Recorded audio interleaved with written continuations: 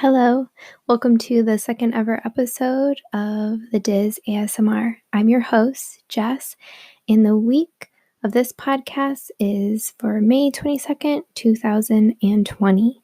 I apologize for not getting out an episode last week, but I wanted to make sure I got one out for you guys this week. And this week's topic is about my top 10 favorite must-dos at the Magic Kingdom. And so we'll take each week a different park as to the top 10 things that I think you should experience at each park. So for Magic Kingdom today, I want to point out that these necessarily are not in order of the things that I like to do. And also, I do have some honorable mentions that I personally do love, especially two of these. I really enjoy doing each and every time I go, but I would not say that they are the top 10 must-dos, especially if it is your first time going to the Magic Kingdom. So let's get started with number 10, and that is Happily Ever After. Now, I will be the first to admit I was very, I would say, cautious as to Happily Ever After opening. Like I said in the first podcast, I live nowhere near Walt Disney World. I actually live out in the Midwest, and so making it to the parks is not as easy as someone who lives locally. That being said, my girlfriend and I made sure to be there for the last wishes. Now, to say that that wasn't very special to see the final wishes. I can't put into words just the feeling that was surrounding you in that park. How many people are there? That's the most I personally had ever experienced.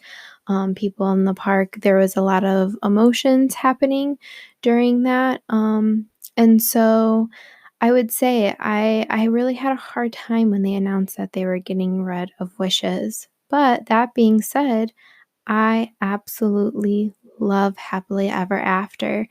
And I think I love Happily Ever After more than I like Wishes. And we were actually there also for the very first showing of Happily Ever After. And that show is just absolutely magical. I would say that the projections, the fireworks, and then on top of it, that song that was made for that, when you take those three elements together and you put them for this show, I just sometimes I wonder if this is the best nighttime show that could ever be. It's so magical, it's so emotional. It makes you excited, it makes you sad. It just brings out all these different emotions. So, I would say especially if you have never seen Happily Ever After, make sure to see it at least once. Get a good viewing spot. Make sure that you are seeing the projections along with the music, along with the fireworks. Now, obviously, because I've seen it so many times, I'm fine maybe being on the backside of the castle or walking around singing along with it. But if it is your first time going, please check out Happily Ever After. For my number 9 spot, it goes to the Seven Dwarfs Mine Ride. Now, this may be shocking to some, seeing as how the Seven Dwarfs ride is, I would say, undoubtedly probably the number one fast pass to get. And while it is on my must do, it is not something that I personally have to do. It is a very, very fun, smooth ride. I really like how they incorporate different elements into this, a little bit of thrill, not too much. Also, the animatronics that are along this ride, the colors, just all these different things play together very nicely.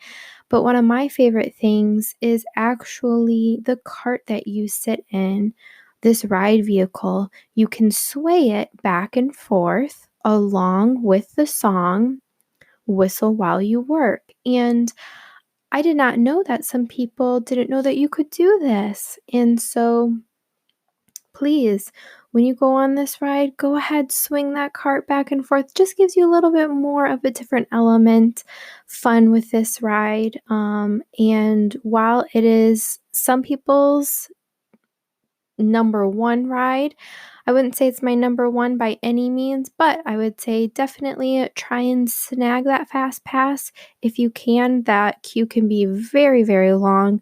So if this is something that you or your family is really looking forward to do, please find that fast pass for Seven Door Mine Train. For my number 8 spot, now this is not a ride or a show. This is my one and only snack or food item, whatever you would like to say, that I would say that you have to get whenever you are visiting the Magic Kingdom, and that is the world famous Dole Whip right there in Adventureland. Now, I don't necessarily always go for the classic Dole Whip, just straight up Dole Whip. I personally like the Dole Whip float, and sometimes I actually get that as a twist with some vanilla ice cream in that pineapple juice. It's just so refreshing, honestly, especially on a very hot day. If you're in Adventureland around noon, ooh, just get that Dole Whip. It will really help you out. So, I know some people don't like Dole Whips, but I personally do, and I would say that it is a must-do, especially in Adventureland, walking around, even standing in a queue, and especially if you are about to or just went to the Tiki Room, grab yourself a nice, refreshing Dole Whip. So for my number 7, we are still in Adventureland, and this one is the Jungle Cruise. Now, I think the Jungle Cruise is absolutely hilarious, especially if you get a good skipper. You are going to have so much fun, and especially too if you have ones in the boat with you that are going along with the jokes and the vibe of what's happening on the Jungle Cruise, seeing as how they aren't actually stand-up comedians, but they're doing their best to put a smile on your face. And, no matter how many times I've been on this ride hearing sometimes the same jokes over and over again, it doesn't get old. The Jungle Cruise is a classic. Now, if you get a skipper that's maybe not having the best time, the jokes aren't really flowing as well with the boat that you're in, it may not be the best time for you, but if you get that skipper on a good day who loves their job, everyone's having a great time. Sometimes you can't put a price on the Jungle Cruise. So, yep, my number 7, the Jungle Cruise.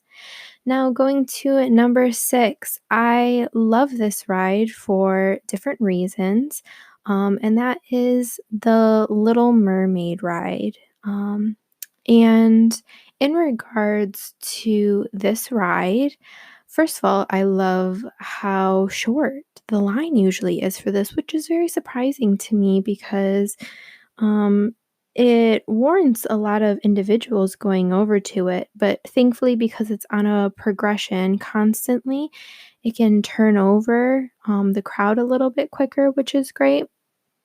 But the theming of this ride, especially in the queue, the line, I absolutely love getting close. You start walking towards Prince Eric's castle you're supposed to be walking into. And I just love where it kind of gives you a little bit of a feeling of a sea breeze. Then you have the rocks that are nice and cool. You start walking inside. You have Scuttle there talking to you. Just different things that I really, really enjoyed. This one is a perfect one too on a very hot summer day. Nice and cool inside with those walls, those stone walls there. And like I said, not usually a long wait, as long as everything is working correctly. So once you hop on that ride, I just love the story that it takes you through. It's so colorful, the music. One of my favorite parts about this ride is actually at the very beginning when you kind of lean back and it's supposed to be that you are going underwater and you see the bubbles up on the ceiling as you are going farther and farther under the sea. So I would say definitely check this one out. It is good for all ages. And that is my number six, The Little Mermaid. Now, my number five that I chose, we are going to bump up the thrill level a little bit here, and that is Big Thunder Mountain. I recently just started to love Big Thunder.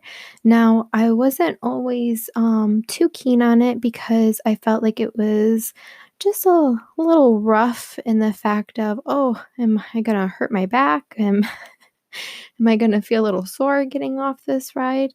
And two, granted, I grew up at Cedar Point, so I'm used to thrilling rides, and I felt, well, if this one doesn't have as much theming around it or a storyline, am I going to enjoy it as much? But now it's in my top five. I absolutely love Big Thunder, and I've rode in the middle, the front, the back. Definitely ride up in the front or the back, way more thrilling. That front at first I thought, "Oh, this isn't gonna be very thrilling," but once that back pushes you over some of those hills, whew, I feel like the front is just as thrilling sometimes. So, the theming with this one is also very, very fun. Especially the queue too. Me and my friend, we had to sit in the queue a little bit longer this last time, and we were unaware of how themed the queue is, how interactive certain things are.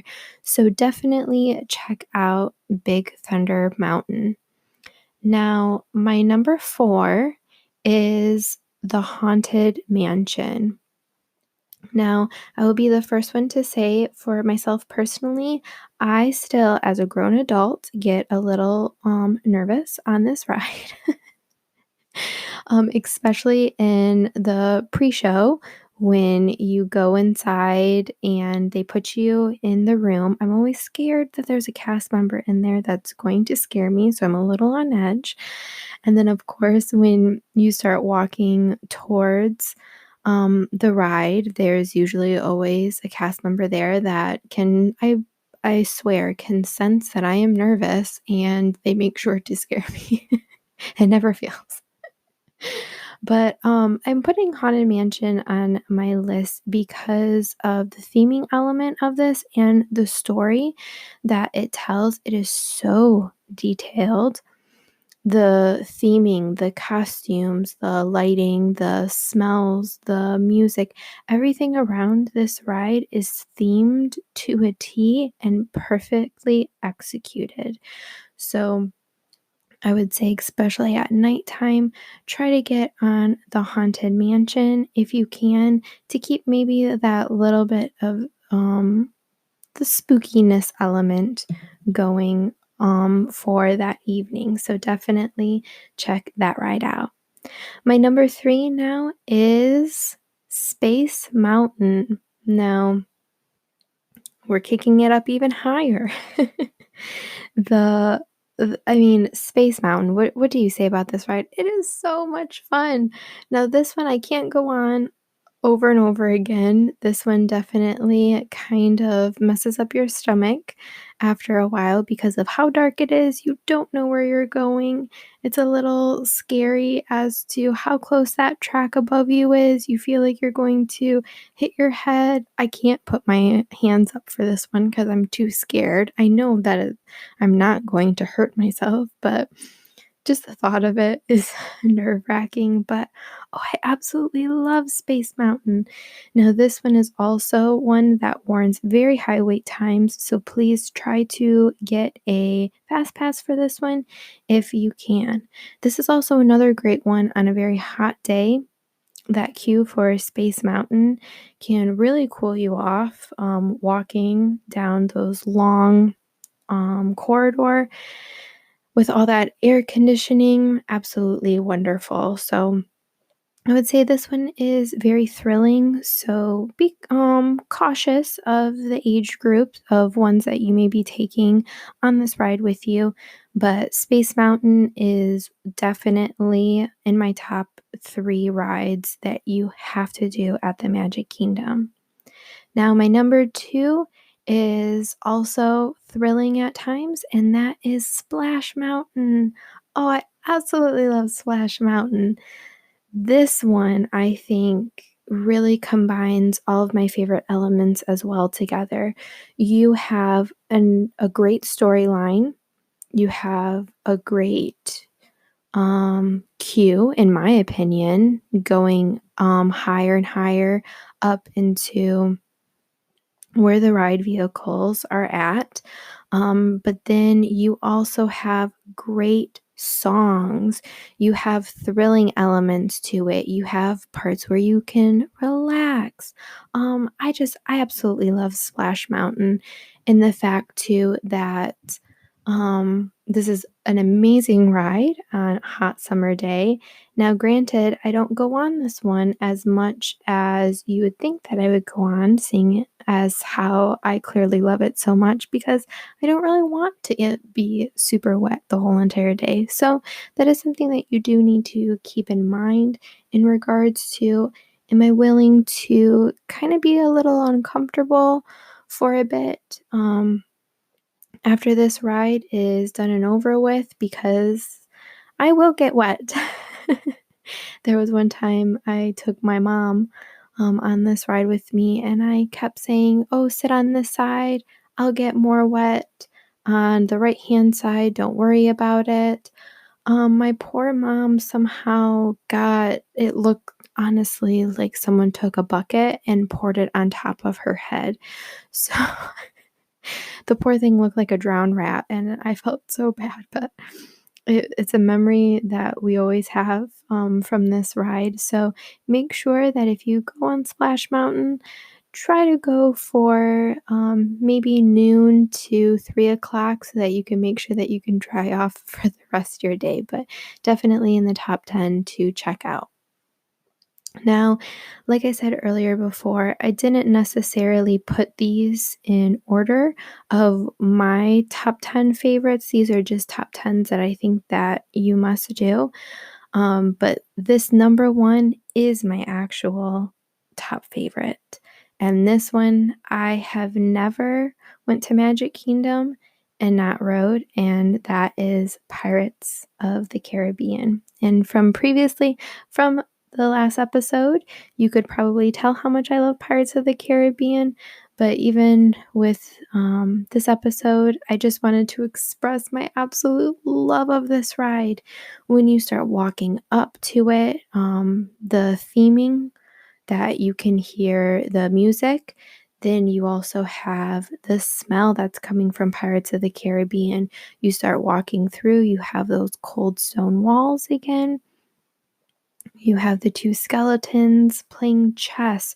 You keep going farther and farther below ground, and you get there. You can see some ships in the far off distance with cannons. You get on this ride, and you are completely immersed.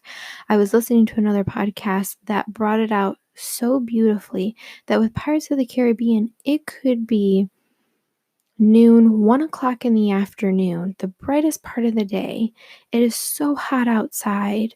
You're sweating from walking around.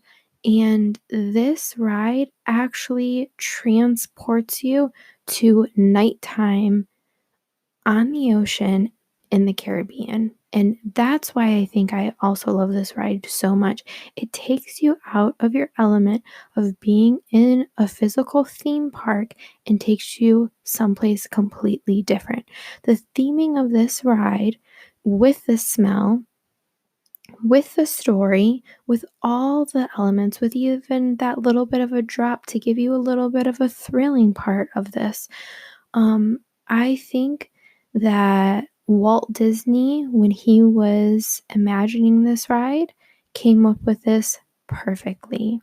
Now, granted, I have heard that the Pirates at Disneyland is much, much better. And then on top of that, then you also have the Shanghai one out there in China that I have watched countless videos on, and that one just blows my mind. That is on my bucket list to do one day. But even the Walt Disney World one, Pirates of the Caribbean, absolutely my favorite ride. So, like I said earlier, I have some honorable mentions as well. These ones I personally do really, really love. Um, but in my mind, you don't absolutely have to go on these in order to get your full Magic Kingdom experience. But my top one honorable mention is the People Mover. Now, personally, this is one of my all time favorite rides in any park. I always have to go on the People Mover, but I didn't put this on the top 10 list because I don't think that this is a necessity to go on to get your full Disney experience. Now, the People Mover is more of a relaxing ride where you kick back, perfect for a hot summer day. But then also you are able to see the Epcot design of what Walt Disney wanted Epcot to be. So you get to go past that, a little bit of a ride there. You get to look down in the Buzz Lightyear ride. You also get to look down into a gift shop. You also get to go through Space Mountain, that ride as well. Now, thankfully, they do have plexiglass there, so no worries of anything falling off of Space Mountain, someone losing their ears or a hat and coming and hitting you. You are protected.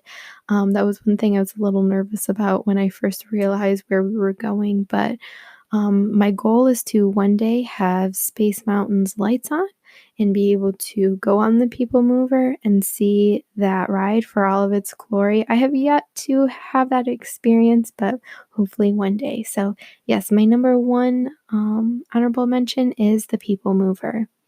Number two, that some people think that you absolutely have to do, and I say, hey, this one is definitely the most probably recognizable ride at the Magic Kingdom, and that is Dumbo.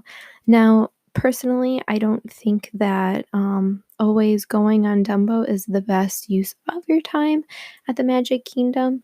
But of course, if you love the movie Dumbo, if you want that Magic Kingdom experience that you see on all the commercials that people always talked about, that quintessential experience, Dumbo the Flying Elephant, definitely check that one out.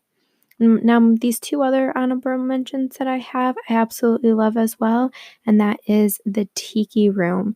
Now, I wasn't always into the Tiki Room, but I have just now come to absolutely love it.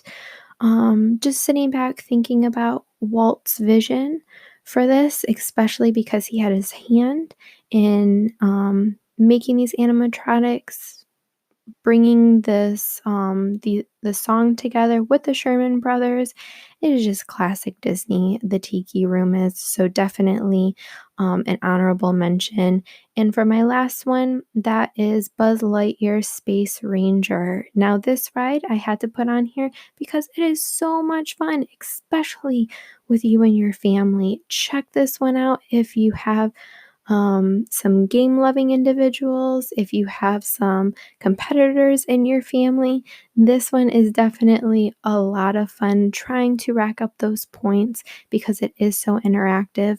My one and only advice that I would give to you is bring some hand sanitizer or some Clorox wipes after this ride because your hands will feel a little sticky and um, you'll feel like you want to wash your hands after this ride from playing with those lasers. So, those are my honorable mentions there for the Magic Kingdom. So, thank you so very much for listening to episode 2 of the Diz ASMR. and I look forward to seeing you next week. Bye bye.